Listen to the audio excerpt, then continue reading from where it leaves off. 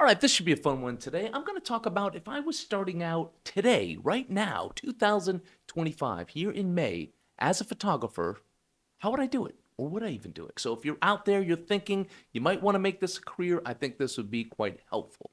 So first of all, the question, would I even pick this career in 2025? AI is coming, it's not even coming, it's here to take studio work, commercial work, that genre. It's coming for all genres, really. Content creators are out there trading video and stills work, like hard work, a lot of work, expensive work. They're trading it for likes and exposure. So is there still a place for real photographers to make a living? Yes, I think it's a smaller space, but there is still a space out there, and I'm an optimistic person, I'm a passionate person, and I'm a hardworking person. I think you're going to need those things if you're going to move forward. So if you're not those things, tune out right now. Get out of here. Leave. Okay, you can stay. But seriously, but I am passionate about this craft. I'm passionate about photography in general. People questioned me when I started 20 years ago. I told my friends, I told my family, I wanted to be a photojournalist. My mom, always loving, always supportive, but I don't think she believed this was a viable career until I landed my first front page story in a major news outlet.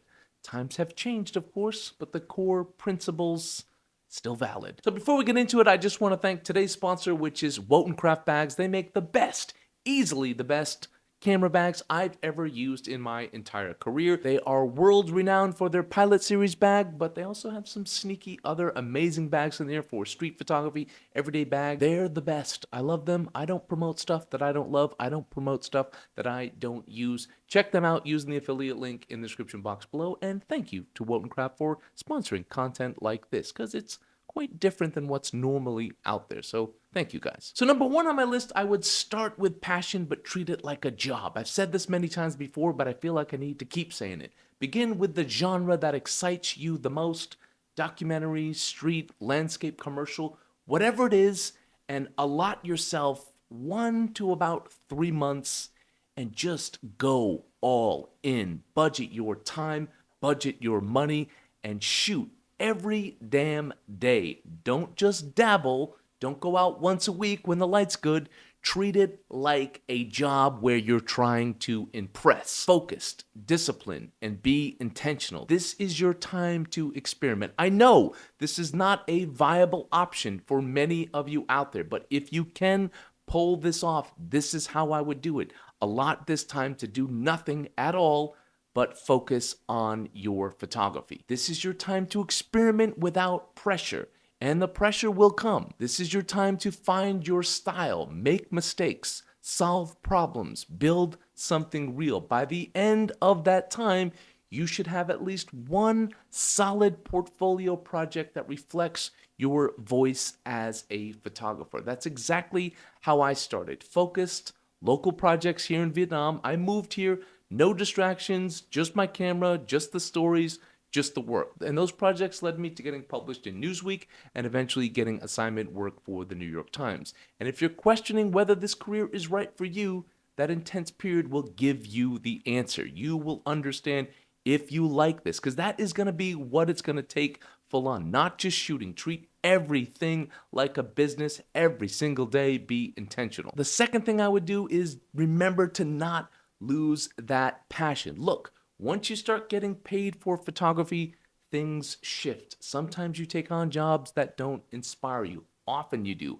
That's fine. That's part of being a professional. But don't lose the passion that got you into this in the first place. Make it your cornerstone.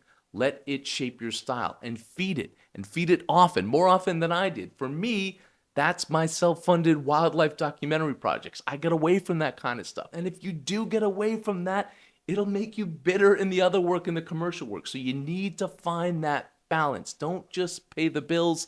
Also feed your soul, feed your creative side. The next thing I would do is build your little ecosystem. I had a friend who works for Ogilvy help me with my sort of social media ecosystem. This day and age, I'd absolutely have a YouTube channel. I'd be active on Instagram, but intentional. I'd have a newsletter, but with purpose. Are you educating? Are you promoting your workshops if that's something you want to go into? Are you showing potential clients you can handle a full campaign? Or are you just trying to impress other photographers? So think and build your social media ecosystem with purpose. What's feeding what? For me, since I dabble also in educational things, I use YouTube to promote that. I use Instagram to send people to my YouTube. I use LinkedIn in a whole separate way. I use LinkedIn not to promote my educational side of my photography, and that's part of staying diverse, but I use that to promote my production company, Mott Visuals, to network on there, to show our latest work for hotels, resorts, video, and still work. That's how I use that. Don't skip LinkedIn. It's actually quite a goldmine. I just landed 2 huge jobs from networking that I did on LinkedIn. Everyone has an account, but only like a small percentage of users actually post on there. So if you're posting, it's great value per post, if you will. I have a professional account that has paid for itself quickly. It sounds like a LinkedIn commercial. It's not, but I sort of tried using it again a few months ago, and it has helped me land work. Think intelligently about how you're using these different platforms. Next on my list would be to grow, constantly build to grow. Think about growing and then outsource intelligently. When the work picks up, don't be afraid to grow. I brought on my wife for production, quoting, logistics. We hired a retoucher when things got more advanced for our hotel work, a casting manager, cinematographer, a video editor. As my production company grew and our hotel clients wanted us to shoot video, stills, and do full casting, we started to do it ourselves, and that made us more hireable to potential clients. And now you don't just do that overnight. I learned what I needed to know, then I delegated what I didn't need to do. That's how I did it. So don't wait to grow. Take on jobs that force you to grow. I hope that makes sense. Next, I would diversify your income, always. I've kind of touched on this before, but I've never relied on one paycheck. The New York Times was my golden goose in the first few years of my career, but not really a golden goose, but a consistent goose, if you will, because they don't pay well, but it was giving me consistent work. Then came IHG, Intercontinental Hotels, and they gave me a lot of work, and I even did a TV show for a bit. I built an educational platform with YouTube, workshops, and online classes here on YouTube. And then recently I took on an NDA client that pays really well, and they're amazing, and I love shooting for them, but I don't depend on it, not just them. Every client is a potential long-term relationship. Sure, I treat it that way, but I never get comfortable. I never rely on that. I don't get complacent because I've seen this happen. New people come in, you get lost in the shuffle, or they lose the budget for these type of shoots, or someone comes in and undercuts you. All sorts of different things happen, so stay diverse. Have your fingers in many different pies. And then next, I would think long-term and think big picture. Like I said, never get complacent. Think years ahead. Plan your pivots. Build your systems.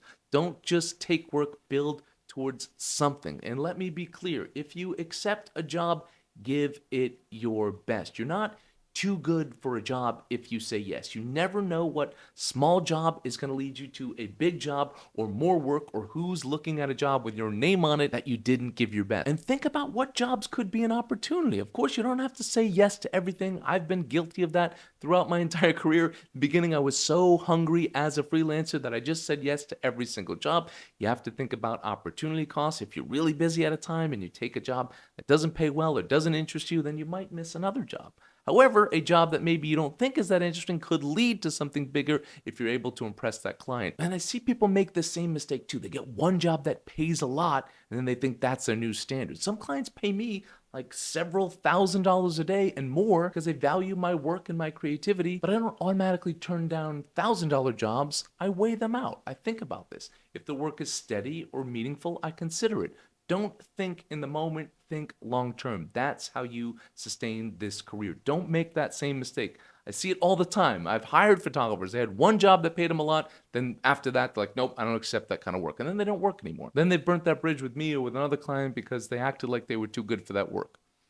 I've even heard, I've actually heard photographers like, I don't get out of bed for anything less than $1,000. And I'm not saying don't have your standard, don't have your limit, and don't take on every job. I'm not saying that. I'm just saying think about times. Don't just think in the moment. Next, I wouldn't follow the herd. Everyone's chasing trends these days. If I had followed the herd early on in my career, I'd be broke and bitter as a photojournalist. I know I would be. I found a gap in the market, like I said, and I filled it. And then when lots of other photographers here tried to copy me, really, they were copy and pasting my scripts, the work that we did, the way that we did our work, our approaches, and I pivoted again to do full production, offer full production. So I'm always trying to stay one step ahead of my competition and one step ahead of the trends. So yeah, it's gonna be tough. It's also exciting. I've had a great time throughout my entire career, and it's always going to be a hustle. So, is photography still a viable career in 2025? I think it is. I would start again, but only if you truly live and breathe it, because it's going to be a lot of work. Not just one genre, not just when the light is good, not just when the clients are good or the job is good. You've got to love the whole thing, the hustle, the creative process, the business side, the innovation. Because this isn't a career that rewards experience. It isn't. It's not like you just automatically get more money as time goes on. It rewards creativity, reinvention, and grit. That's it for today, guys. I hope you learned something. Hope this was a more encouraging episode for you guys out there that might be thinking about starting a career as a photographer. If you do, if you succeed because of this video, just kick me back 10% every year. That's cool. No, thank you guys. Just let me know your thoughts. All you guys out there, I have a lot of professional photographers who follow my channel. Give your insight out there. Help out other generations of photographers interested in starting this career. Give your advice in the comment section. Ask me questions in the comment section. I'm quite active. Don't forget to check out those Wotancraft bags using the affiliate link in the description box below. Thank you guys for tuning in. Don't forget to check out my online store at askmott.com. I offer one-on-one coaching for business, for style, for pros, for amateurs, for all genres, all levels. I also have my Central Vietnam Photography Workshop in December. You can register right now. It is the workshop of a lifetime. You can check all that out and more at askmott.com. Thank you guys for tuning in. Don't forget to like, share, and subscribe. And don't forget to have a wonderful day.